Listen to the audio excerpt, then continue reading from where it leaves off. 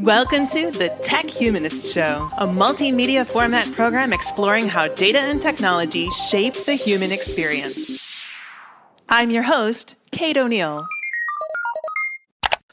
My first thought was not even necessarily about how I felt about it. It was what happened to the people. What's going to happen to the people I hired? What happens to them? Like, are their jobs going to morph into something else? Are they going to be part of the next round of layoffs? Like, what's going to happen to these individuals? Our guest today is Bärí Williams, a technology attorney, operations executive, and diversity strategist who has been at the forefront of some of the most important conversations about technology's impact on society. As the co-founder of the Runda Lab and chief legal officer for Wild Mavens, as well as head of legal for LegalOn Technologies, Bari brings a unique perspective on how AI and emerging technologies can be developed and deployed responsibly. Her experience building Meta's supplier diversity program, her role in developing AI solutions for legal services, and her powerful new book, Seen Yet Unseen, A Black Woman Crashes the Tech Fraternity, make her the perfect guest to discuss the intersection of technology, equity, and human experience. I noticed that you have a book, Seen Yet Unseen, A Black Woman Crashes the Tech Fraternity, and that it was released last year, 2024. Is that right? Yes. I have a paper. The paperback right. comes out in April, and I wrote a new foreword to it because of everything that happened in January. Yes, gesticulating wildly at everything. Yes. Yeah, it's like, Yes. well, I was hoping I wouldn't have to write a new foreword, or if I did write one, it would be positive and not under these circumstances. Right. And that's not what happened. So that's not what happened. New foreword. Yes. Well, congratulations on the book and on the paperback coming out in April. We'll look forward to that for sure. Can you talk about your journey writing the book? I'm particularly curious, was there a light bulb moment that made you say, yep, I have to write this. Now it's time for this story to be told? I think the first book that I wrote was it was centered on 25 people's different experience of diversity in the workplace. And it was segmented across five different types of diversity. So there was religion and culture, there was age, there was race, gender, and sexuality. And most of everyone that I interviewed for that book, 24 of them were across each of those in some form or fashion. There was more than one. There was only one person I interviewed that fit in one bucket. So he was the outlier. But it was interesting to listen to other people's stories and the things that they focused on and what kind of shaped their experience at work and how they kind of move through a work world. And I thought about, okay, well, if I write it, what would that look like? It's very easy to tell other people's stories. It's very hard to sit and think about what's most important to me, and is this something that I want to share, and what happens if I share it? And I think that's a bigger thing, is, more so what happens if you share it. And a lot of people don't want to share their stories, particularly Black women in tech, because you don't want to be blackballed. And sharing the things that happen to you, they're usually things we do around brunch conversations. They're not things that we're going to write down and publish because you want to keep your job or you want to get the next job. Mm. And, if you are someone who's going to tell these types of stories, even though all of them are true, it's not something that people want to be shared. And that to me is exactly why I shared it. Well, that's really powerful. I mean, I can understand and relate, obviously, somewhat to what you're saying, but I understand that the stakes are even higher. The more intersectional those facets become. I over here in my WeWork room where I'm conducting this just had the lights go out, and I think I need to wave my arms. If I wave my arms, I don't know if that's what I have to do. Give me 1 second here. I might need to switch a switch.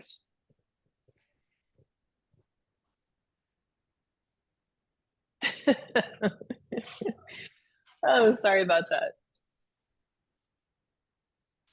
You guys Lou, come on. my producer Lou. I'm gonna just leave him a little note here. You can leave this in place, Lou, if you want to, but you can trim it right out if you like. It's up to you. So, what have the reactions been to your book? I would say I've gotten a lot of positive feedback. And particularly, I got a lot of positive feedback from people in my own community, which I think is, to me, was the most important feedback, was to have people that have those similar experiences that didn't feel comfortable sharing them or were never going to share them to say, okay, now I actually feel seen. And that was the point, is that there isn't always going to be an opportunity to share those stories, or you're not going to always feel comfortable. But, at least I gave you something you can point to that's analogous. Yeah, for sure. Well, it sounds like people found this book and have read it who can relate on the experience side of what you wrote about. Did you write it for people who may not be as clued in, maybe sort of unconsciously perpetrating the experiences that others are having? Yes. And there's an entire chapter about allyship, or rather, what people think is allyship versus what it should actually look like and be.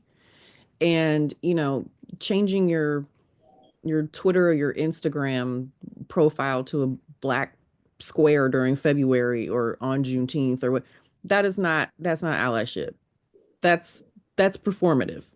And it's nice, but it isn't doing anything.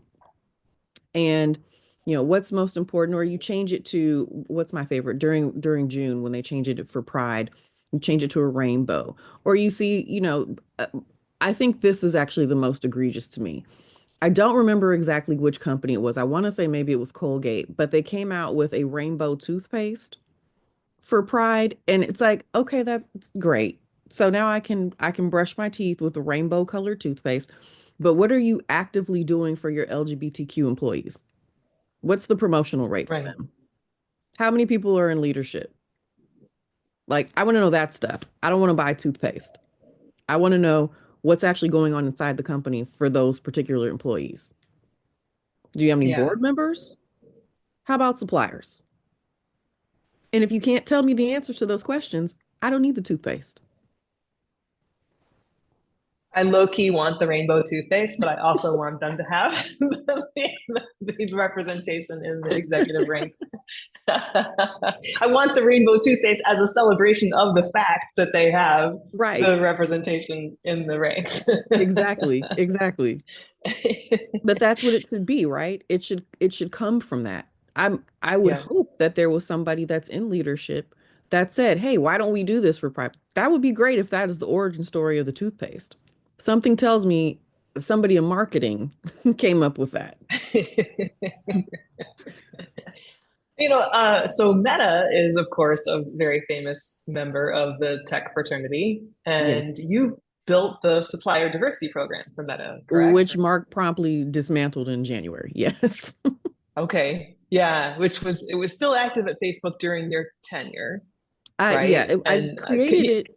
I created it in October. It launched in October of 2016. I had been working on it for 2 years, including during my maternity leave. And because I was the only person really working on it, and I knew that if I left it, it would lose traction and momentum, and it wouldn't be there when I came back. So it launched in 2016. I hired two people to run it. Um, they asked if I wanted to own that, and I didn't want to. I just wanted to create it. I just wanted it to exist. And I still wanted to be an attorney. So I didn't want to leave legal. So we did that. It ended up joining the $1 billion roundtable, which is huge. And they did roughly, I don't know, 300 to 400 million with Black businesses in particular, which was fantastic. sure. And they hosted the $1 billion roundtable with Google last fall, I believe in October. And then come January, Mark just says, surprise, I'm getting rid of all diversity efforts and fact checking. So Yes. And so, first, I want to ask: can you talk about what the program was designed to do? I mean, the accomplishments of it are fantastic, but what were your thoughts in designing it to begin with? Well, I initially thought about it from a strategic standpoint of, Facebook was getting dragged every year they released their employee stats. And I just thought, okay, well, we're never going to actually reach parity. So why don't we also have something that complements what we're trying to do for employee gains? So the idea of the program was to complement what we were doing for employee numbers. And ideally, it was to also enhance how we created products, how we test products, and how we ship products. Because if you don't have the employee base internally in order to help you build those things or to test those things, more often than not, if you're paying someone externally, you're going to listen to them because you don't want to waste your money. So it just kind of hits different when it's coming from an external consultant versus internal employees. So the goal was to make sure that we have proper representation in terms of suppliers from women, veterans, LGBTQ, different race and ethnicity, and women. And so those were the five categories that we focused on. And it, to me, normally for most supplier diversity programs, you have to be certified through different organizations. But those certifications cost twenty to $50,000 depending on the certification. And a lot of those small businesses that are owned by those types of individuals don't have a spare $20,000 to go get certified because you're getting certified in the hopes that you'll have the business. That's not a guarantee that you'll get it. And so what I did was make sure that if you were doing a certain amount of level of business with us, like under $1 million, let's say up to 750,000, you didn't have to be certified. You could self-certify. Anything that we were doing that was over $1 million, you had to be certified. But that by not requiring the certification allowed those folks, those smaller businesses, to have greater access to us and have more of a chance of gaining that business. And so it was very important to me that I also added a geographical component that if you were in 20 miles of a main office, that would also qualify into whether or not your RFP process. So, because we were in the middle of really East Palo Alto and slowly encroaching and taking more land and pushing Black and brown people that live in that community out. And we weren't hiring them as employees and we weren't hiring them as suppliers. So then what are we doing other than gentrifying the hell out of their place? So that to me was strategic. Yeah, for sure. And I'm wondering, obviously, then, as you mentioned, it was dismantled January. Uh, it seems like an obvious question, I suppose, but as the person who designed it, how did you feel finding out that it was dissolved? It felt like a personal gut punch. Mm. Um, my first thought was not even necessarily about how I felt about it. It was what happened to the people. What's going to happen to the people I hired? That's the first thing I thought. What happens to them? Like, are their jobs going to morph into something else? Are they going to be part of the next round of layoffs? Like, what's going to happen to these individuals? And I that's the first thing I thought. The second thought was, yeah, this feels like a personal gut punch because I did take so much personal time and energy in order to build this program. Like I hopped on a conference call like 2.5 hours after I gave birth to my daughter. And then I Wow. doing, kept working on it the 4 months that I was out with her. Like I went to campus, I was on doing conference calls, I was doing the things. And so for that to have been such a key part of my maternity leave and even just what I was so passionate about in addition to this baby, that was my other baby. And one is about to turn 10 and the other is gone. Mm. What about so after Meta, you moved on to StubHub, right, Hmm. and worked as the head of business operations in North Hmm. America. What did your time at StubHub teach you about I guess one question I want to carry over is what did you carry over to StubHub from your work and your passion project at Meta, and then what did you carry from StubHub on? Yeah, I That's would two say what the questions. biggest learning I got from StubHub is that I am a much better attorney than I am a business person. So that was my first foray into not being in a pure legal role. And what I realized is that I was solving a lot of the business problems that we had or that I was presented with legal solutions. Mm. And so for me, I thought after 6 months in, I thought, I think I really should go back to practicing. I think that's probably my sweet spot. And it totally was, but I don't know that I would have appreciated it or understood as much as of like how to actually approach a business issue from a legal perspective had I not sat in that seat. So that was very, very different. Um, at that time, there was a gentleman who was running diversity at StubHub. He later moved on to eBay proper and then Zoom. And working with him on certain affinity group projects was incredibly rewarding. And so I really enjoyed doing that. And that's something that I took with me from Facebook. Because when I was at Facebook, I also, for addition to building the supplier diversity program, I also, kind of infused diversity in everything that I did. I was one of a handful of Black attorneys there. And after a while, a couple, maybe 6, 9 months, I said, well, how come we're not part of this membership group? Or how come we don't attend these conferences? And nobody had ever heard of them. Mhm. So we ended up sponsoring them. Now they take a large contingent every year, which is great. And I was also head of our employee resource group, which at Facebook was called Black At. I'm not sure what it's called now, but that's just something that I take everywhere.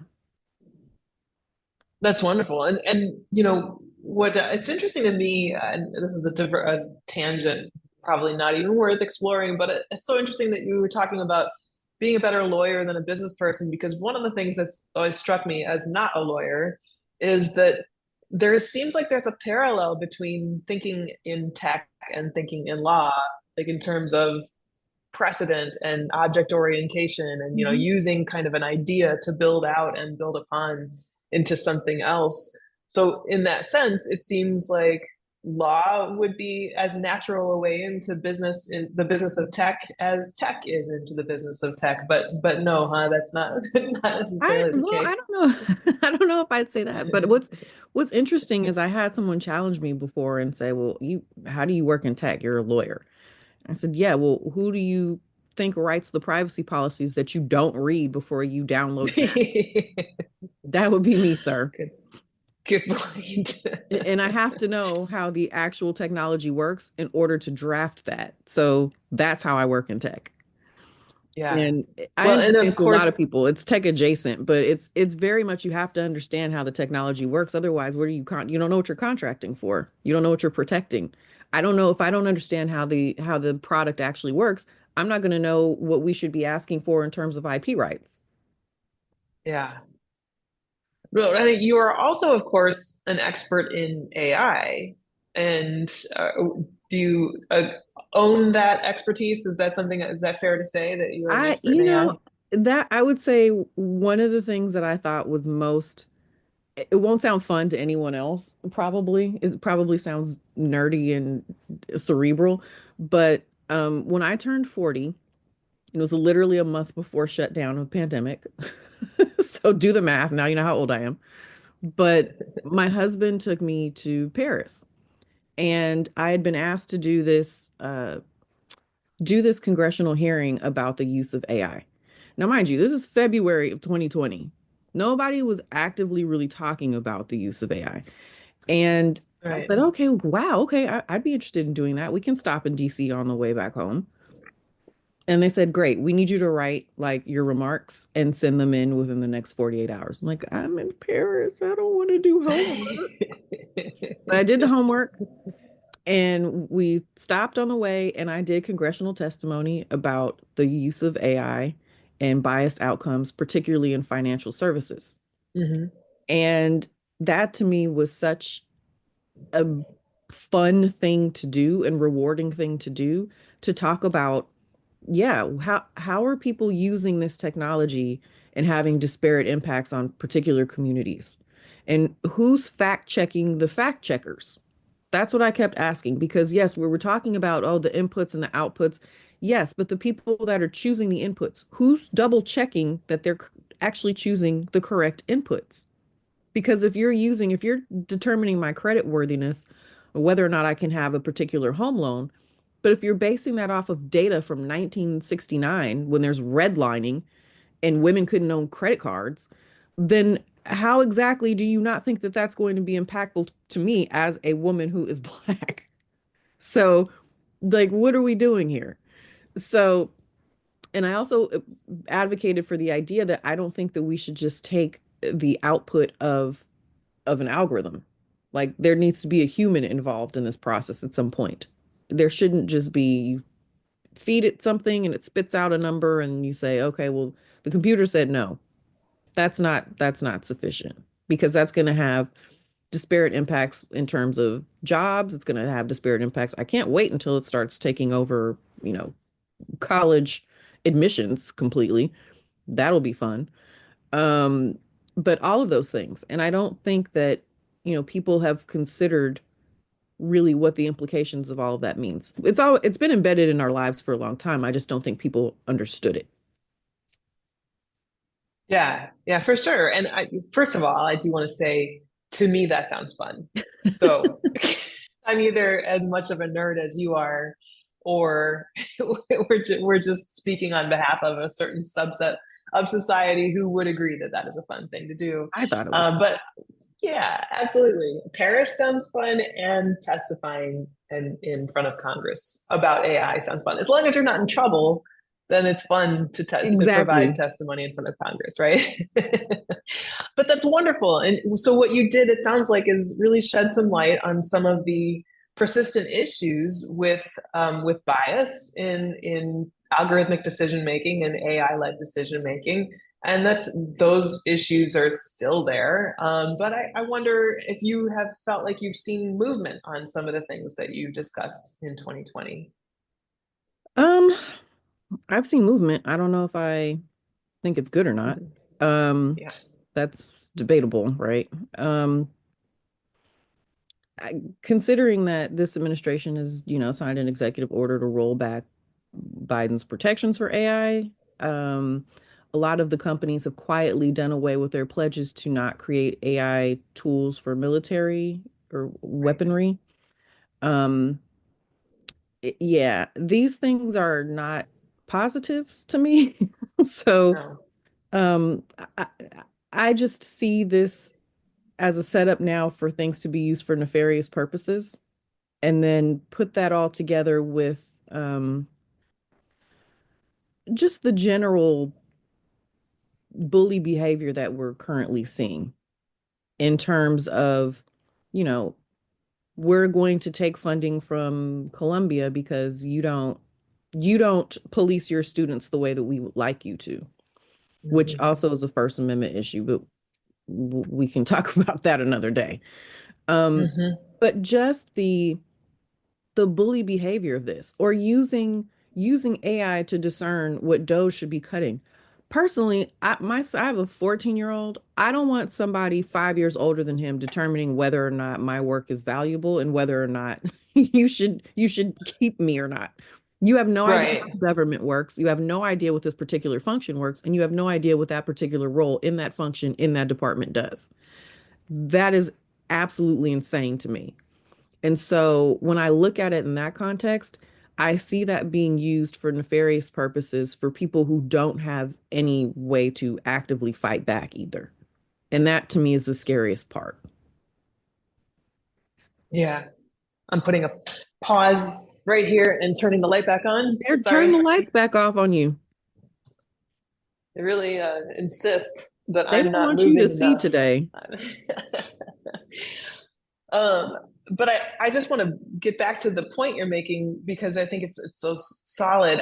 And the other aspect I want to drill into of what you're saying though is that I think there are some leaders, some company leaders, and some people who are leading organizations and guiding those organizations, and many of them listen to this show because the show has a certain aesthetic of doing the right thing, that understand the ethical compromise and want to lead in a way that actually benefits their business, but also doesn't screw over humanity in the long run. And I wonder if you have words for them, like what can companies do to if now that we're in the US, there is no AI guardrail in terms of Mhm. the EO that had been in place.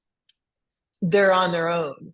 So if Yeah. there's going to be self-governance, what can companies do to recognize and eliminate, to the best extent they can, bias in their use of AI for their core business processes? Yeah, I have an entire chapter devoted solely to AI because it was that important to me to make sure that people understand what that technology means to particularly communities of color. Um, and if you do not have the resources in your current workforce, then please, please, please think about hiring and working with consultants that can explain it to you if you don't have people internally that will raise a flag and that you'll actually listen to. And I say actually listen to because you may have the people internally, but you may not listen to them. Mm-hmm. And that's a bigger problem. But um, just something as simple as, I look at it from creators. What is to stop this technology from taking works from other people and kind of mashing them up together and creating its own output of that and saying that that is now their IP. If you've taken that IP from someone else, it's actually not yours. The other issue with that is you have something as simple as Levi's made AI, they made AI models for for their jeans. And the models were essentially racially ambiguous, but were definitely brown. So then you're looking at that from the standpoint of, so you're going to create these models as opposed to actually go hire black female models that are already exist. And what does that mean? And then you look at it from a standpoint of something of where you're creating, let's say you're creating these tools or these particular services, and you're not realizing that it could actually have some kind of harm on someone because you never asked or you didn't listen or heed the advice of someone internally who told you this is going to be a problem.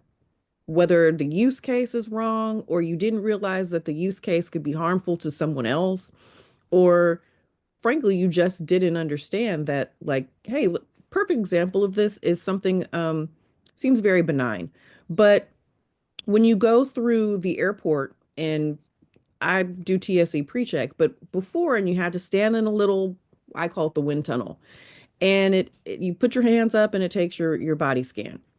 I would always get stopped for that thing because my Mm-hmm. hair made it go off. And this was clearly because this is somebody built this and they were not thinking of a woman or any person really that has naturally curly, coarse hair. So if I put product in my hair and I'm standing in this little wind tunnel and I come out, it's automatically beeping. Whether it doesn't like the product in my hair or it doesn't like my hair itself because it doesn't think it can see through it, whatever it is, I'm getting stopped for it. So just those are little inconveniences. Even when you put your hand under the water faucet in the airport, and I have to wave it like 3 or 4 times in order to get the water to come on because my palm is darker than what it's coded in order to recognize. Little things like that are inconveniences, but when you multiply those and make the stakes higher, those have those could do irreparable harm to people that you're not necessarily thinking of because you're building something with your worldview in mind, which is natural. But that's why you should always make sure that you are asking the question or including other people. How does this affect differently abled people? How does this affect Mm-hmm. women? How does this affect, someone who even may be from a different socioeconomic class? Those are all things that people should be asking before you ship a product. Mm-hmm. Mm-hmm. Yes, and at the same time that we need diverse teams and perspectives designing emerging tech, we also need to acknowledge that how emerging tech is poised to impact Black and Latino workers who are less often mentioned when we express worries about AI and automation taking jobs. So, Hmm. what are your thoughts on the outlook for Black and brown workers where automation is concerned? Yeah, I think that that's something that people have not particularly have not given a good amount of thought to. And I think that there was a McKinsey study, and I note that in the book as well, because between automation and robotics, and then aspects of AI, you're going to lose roughly, I think it's 25 million Black and brown folks from the workforce. Those are the number of jobs that could be automated or done by robots that will kind of slowly phase its way out by 2030. That's 5 years from now. And That's an incredible number. it is. And a lot of the, and also when we think about that, yes, they're going to be Black and brown people, but the most, the people most impacted by that are going to be Black and brown women. Mm. So what I was initially hopeful for when I was writing this, and I was writing it roughly around, 2022, 2023, a little bit into last year before it published. And I was hopeful because it was a different administration, the vibe was different. Like, my idea around solving for some of that was public and private partnerships. Mhm. So retraining, upskilling, uh, companies that would be most egregious with making these cuts, like that, some of that should lay at your feet, and you should be take some responsibility for this by way of those partnerships. Well, that's all out the door now because this is not an administration that is going to care if somebody is unemployed unless the numbers look bad. And then the numbers will be made up anyway because the numbers were bad. But it's something that people have not given a great deal of thought to. And my concern with that is if we don't have those public-private partnerships, we don't have people investing in reskilling or upskilling, what actually happens to those individuals? And I know that essentially this is the same argument that people made when the internet uh, boom happened. But brick and mortar didn't go away. Yes, it downsized, but it didn't go away. And I think to a certain extent, yes, there are jobs that are going to be made that I can't even see and you can't even see yet. But the problem is for those folks that are currently sitting in roles right now that are going to be made redundant, they may not have the luxury of being able to take advantage of those new roles that come out of this.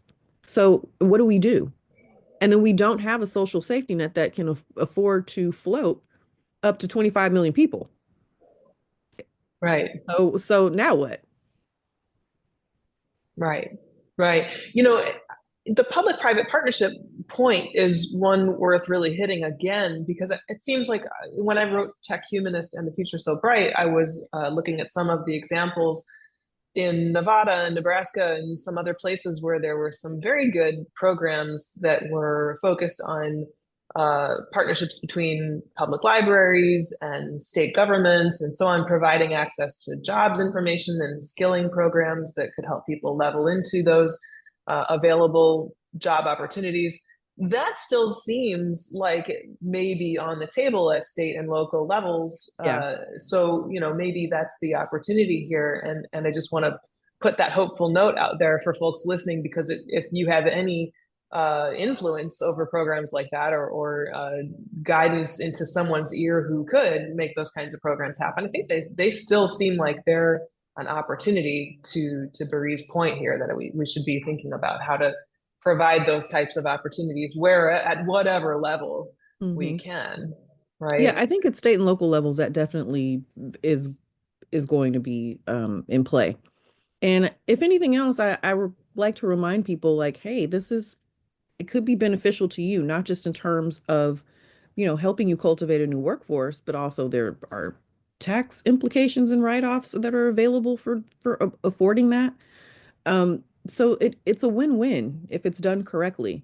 And I think that the problem I think is that you're going to see that. You can definitely see that in California where I am. You're going to see that all on the West Coast. And you Mm. may see it, in New York. You may see it in certain cities in the South. But what happens to people that are outside of those Mhm. areas? That's the hard part. Yeah, for sure. Well, let's talk about what you're working on now.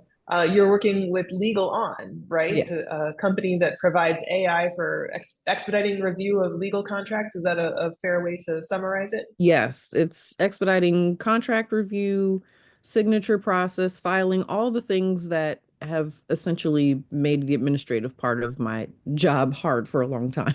So, or as my husband says, you're basically working on something to make yourself redundant. Yes and no. So, but Well, then, yes, so for most folks, the legal world is probably not one of the first places they think of when they think of AI. So, what is the value and potential of AI in legal work? oh, it's hugely valuable. So in my case, I've been practicing for 16 and a half years and it's all been transactional. And so I live and breathe contracts, or again, those privacy policies and terms of service that you don't read when you download your apps. So You're not bitter about that. I'm glad. I'm not bitter about it. I'm actually totally fine with it. Um, I actually have a rule. So I've made my 14-year-old read them for years. I would actually write the policies and hand it to him and see like, does he understand it? And if he doesn't understand, I'll start over. Because the goal is I don't want to hide the ball. So I draft in plain English. I want you to be able to know what you're giving up in order to get something. Um, and yeah, so he's very used to it. He had to sign a contract to get a cell phone. So that's how we roll here.